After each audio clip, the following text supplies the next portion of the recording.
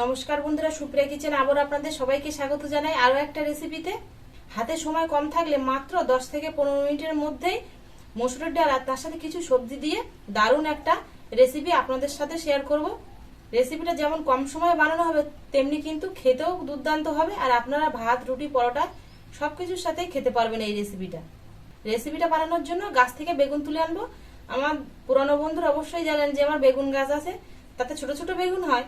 জালি জালি থাকতে থাকতে আমি তুলে নিয়ে আসি। আজকে জালি জালি বেগুনি তুলেই রান্নাটা করব। যে সকল বন্ধুরা ইউটিউব চ্যানেলে নতুন, প্লিজ বন্ধুরা চ্যানেলটিকে সাবস্ক্রাইব করবেন বেল আইকন সমেত, আর ফেসবুক পেজ থেকে দেখলে পেজটিকে ফলো করে আমার পাশে থাকবেন।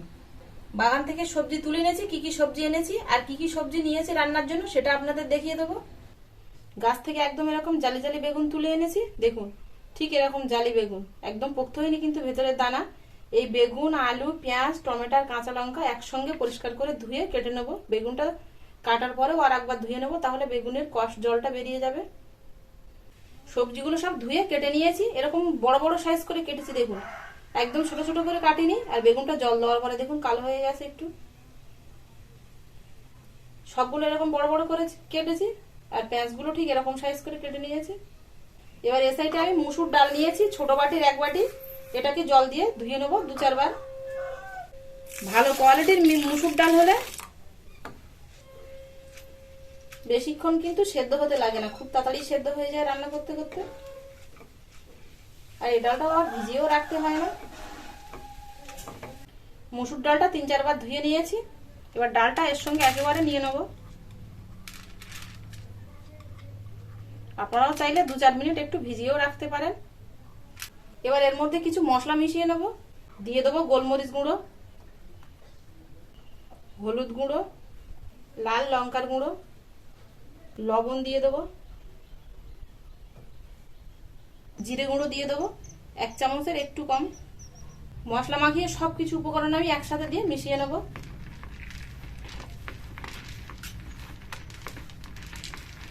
দু 3 চামচ মতো সর্ষের তেল দেবো, দিয়ে আবার ভালো করে মিশিয়ে নেব। সর্ষের তেলটা আগে দেওয়া হয়নি, সেই জন্য আমি পরে আবার দিয়ে নিলাম।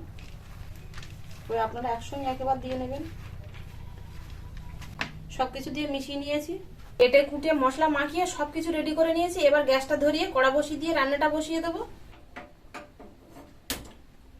গরম কড়ায় সর্ষের তেল দিয়ে দেবো, 3 চামচ মতো সর্ষের তেল দিয়েছি। তেলটা গরম হয়ে গেছে, ধোঁয়া ছাড়ছে। এর মধ্যে শুকনো লঙ্কা আর গোটা জিরে দিয়ে দেবো।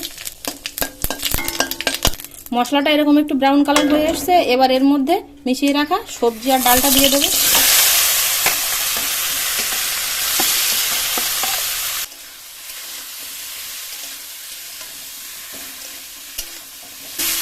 আপনারা কিন্তু এর মধ্যে আরো অনেক সবজিও দিতে পারেন, মটরশুঁটি, গাজর, বিনস এগুলোও দিতে পারেন, কিন্তু আমি খালি এই সবজিগুলো দিয়েই বানাচ্ছি।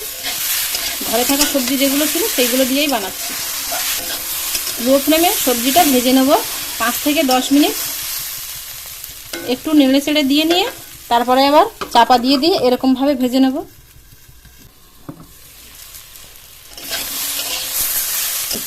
লবণ দেওয়া আছে সেই জন্য দেখুন আস্তে আস্তে কিন্তু এই অল্প অল্প জল বেরোবে। এই জলে মোটামুটি আমি একটু 50% মতো ভেজে নেব, মানে 50% মতো কিন্তু সেদ্ধই হয়ে যাবে। এই যে জল বেরোবে, যেহেতু বেগুন দেওয়া আছে, টমেটো আছে, পেঁয়াজ আছে, তার থেকে জলটা বেরোবে। ভেজে নিয়েছি, যা সেদ্ধ হবার দেখুন অনেকটাই কিন্তু সেদ্ধ হয়ে গেছে। এই দেখুন বেগুন টেগুন প্রায় 50% মতো এরকম সেদ্ধ হয়ে গেছে, এই দেখুন।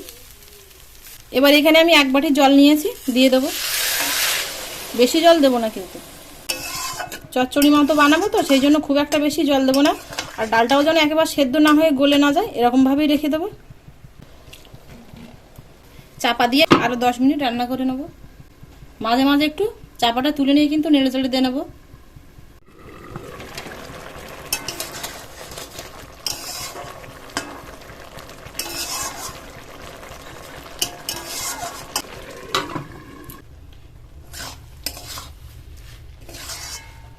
সবজি দিয়ে ডাল চচ্চড়িটা হয়ে গেছে, দেখুন বেগুনগুলো আর জলটাও কিন্তু শুকিয়ে গেছে। আর সব রকম বেগুনের সাথে যে সবজিগুলো আছে, আলু, সব রকম সবজি কিন্তু এরকম সেদ্ধ হয়ে গেছে। এই যে দেখুন, গ্যাসের ফ্লেমটা এরকম লোতে রেখে রান্নাটা করে নেবো, তাহলে মোটা মোটা করে সবজি কাটা তো সেদ্ধ হবে না। আর 1-2 মিনিট রান্না করলেই হয়ে যাবে চাপা দিয়ে। এবার এর মধ্যে বাকি কিছু মশলা দিয়ে তারপরে 2 মিনিট চাপা দিয়ে রেখে নামিয়ে নেব।